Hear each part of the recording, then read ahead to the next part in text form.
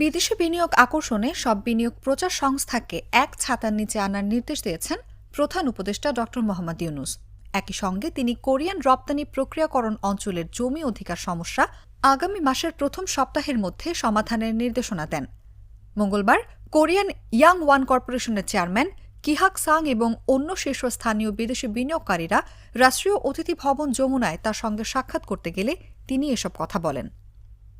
দক্ষিণ Korean company যারা বাংলাদেশ থেকে সর্বাধিক রপ্তানি করে তারা বিদেশি প্রত্যক্ষ বিনিয়োগ নিরুৎসাহিত করার কারণ হিসেবে বেশ কয়েকটি সমস্যার কথা উল্লেখ করেন এবং দেশে বৃহৎ বিনিয়োগের পরিবেশ উন্নত করার আহ্বান জানান। প্রধান উপদেষ্টা কিহাক সাংকে জানান, শিল্পাঞ্চলে এফডিআই এর প্রধান বাধা হিসেবে চিহ্নিত কোরিয়ান ইপিজেডের জমি সমস্যাটি আগামী 6 ফেব্রুয়ারির মধ্যে সমাধান করা হবে।